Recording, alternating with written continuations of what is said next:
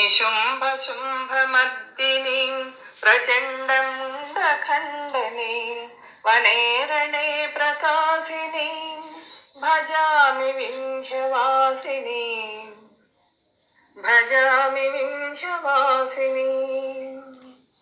त्रिशूलरत्नधारिणीं धराविघातहारिणीं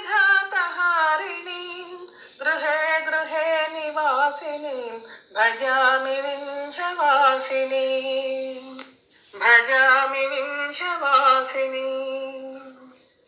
दरिद्रदुःखहारिणीं सतां विभूतिकारिणीं वियोगशोकहारिणीं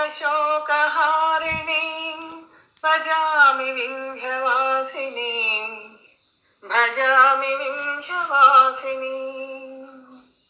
लसत्सुलोललोचनां जने सदा वरप्रदां कपालशूलधारिणीं भजामि विन्ध्यवासिनीं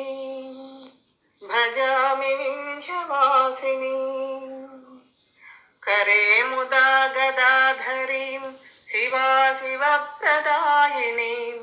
वरां वराननां शुभां भजामि विन्ध्यवासिनीं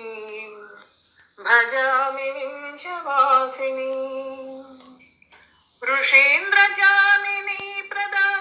त्रिधा स्वरूपधारिणीं जले स्थले निवासिनीं भजामि विन्ध्यवासिनीं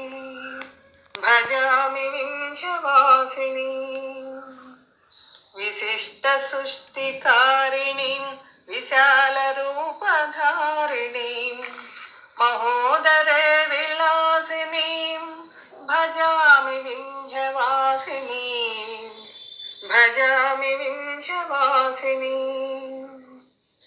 पुरन्दरादिसेवितां मुरारिवंशखण्डनीं विशुद्धबुद्धिकारिणीं भजामि विन्ध्यवासिनीं